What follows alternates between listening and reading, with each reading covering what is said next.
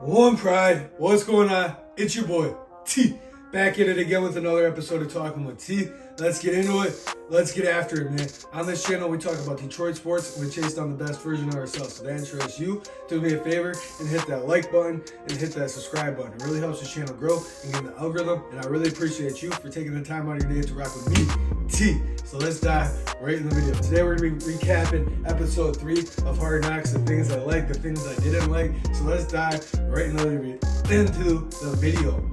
Can't talk today, my bad. I apologize. I'll start slowing down for you guys. Just comment down below what you guys thought about episode 3. But this is my first point. Dan Campbell, man, that speech he gave in the beginning was perfect, and I completely understand what he was getting at. A lot of people are coming at Dan Campbell for being cringy, for being corny, but a lot of these people just don't understand life. A lot of these people just sit at the computer, just scroll all day, don't get excited about anything, and they're just looking for people to bash, looking for people to, like, get out of here, man. I know exactly what Dan Campbell is saying. He was trying to get to his teammates that you take everything that we've been doing. We're doing a great job, right? But we still have those things that are haunting us. The Lions are cursed right now.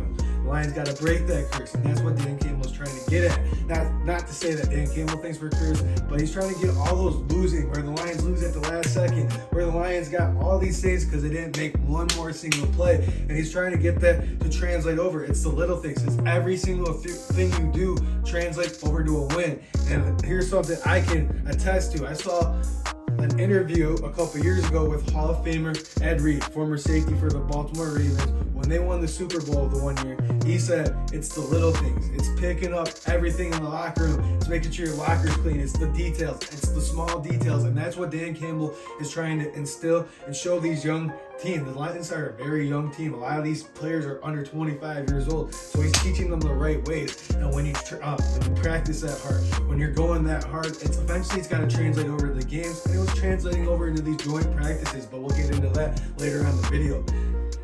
Dan Campbell's speeches are perfect for what the Detroit Lions need, and they are eventually going to start translating over into the Lions winning some games.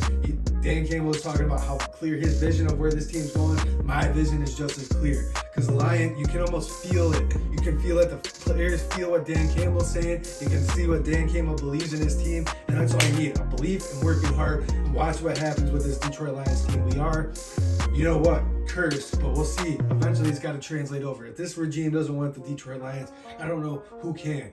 And let's get into. I like this little feature they gave Easy, the offensive tackle that's on the bubble trying to make the team. This is his 7th year playing football. He's chasing the dream now. I congratulate that every single day. He was playing basketball. He came over here to play AAU. They were like, man, you're super big. You'd be a freak in the playing football. He chased that dream, went to Memphis. He was talking to Aiden about that in the Ice Tub episode 1. And now he's here in Allen Park fighting for his roster spot. He may make the practice squad, but I'm hearing he had a hell of a game down the stretch against the Indianapolis Colts, which is huge for him. Hopefully he is inching his way towards making this 53-man roster. We have 14 offensive linemen, so man, he better be competing harder than he was, because Hank Fraley was getting in his butt the other day at practice that he was lollygagging. And that's another thing. I like how these position coaches are just getting after it. They're telling him, like, I don't care if you're tired. You got to keep working when you're tired. Deuce Staley losing his voice and still getting into the running backs because they had a shit practice. They were dropping the ball. They were fumbling.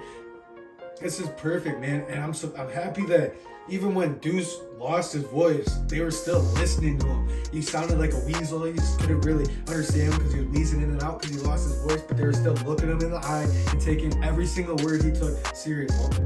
My experience is when coaches would lose their voice or when they're talking a little weird, I had teammates that would just be laughing in the corner, not taking anything serious.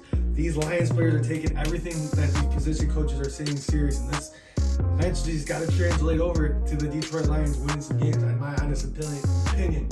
And even like just the coaches' rapport with the players, Aiden Hutchinson, Aaron Glenn pulling Hutchinson aside and say, you are everything I thought we were getting and more. I don't know if he said and more, but you are everything I thought you were getting. And I love that, because when we drafted Hutchinson, I've been watching Hutchinson his whole career at Michigan, man. He's just a relentless player. He's going to keep going. And I love what Dan Campbell was saying about Charles Harris, that we got two ends that are just relentless, that they're just going to keep going. No matter how tired they are, they're just going to keep bowing and bowing and bowing and bowing and bowing whistle stops, man.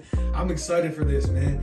The Lions had never had like coaches besides Jim Caldwell, maybe, where players would come up after the media and just praise their coaches, how much they're having fun, how much they like it, how much they're giving them power, they're still listening to their coaches. Like, they had a player-led practice the other day.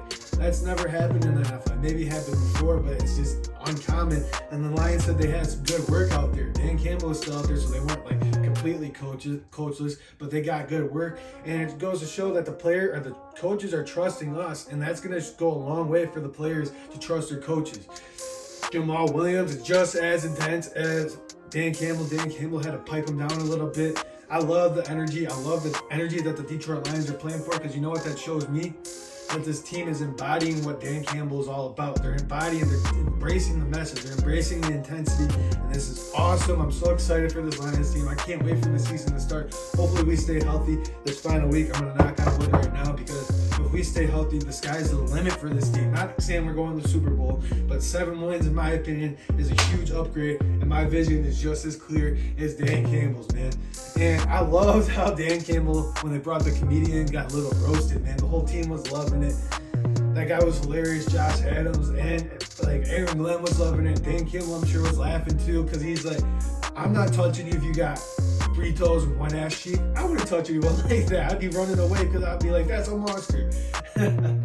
Anyways, another thing I love about Dan Campbell is, like, you hear him in the background, "Atta baby, fuck yeah!" Like, it just goes to show how much he cares about his players, how much he cares about his team. And he later in the episode, he was like, whoever punches his ball out gets to fly the plane themselves. It's just funny to go see what he says when he doesn't realize that he's on camera. It's perfect. I love it. This is great TV, and it's great work that I'm seeing that the Lions are putting in. This is honestly, I've watched Hard Knocks every single year. This has been the most entertaining Hard Knocks. And last year when they were with the Dallas Cowboys, you could tell Mike McCarthy didn't have control of the locker room like the Detroit Lions have with Dan Campbell, man. It's your boy T signing out. Have a great day. Comment down below, like, subscribe, do what you gotta do. Tell me how I did in this video. Tell me what you think about the Detroit Lions. I'm super excited. I'll see you guys in the next video.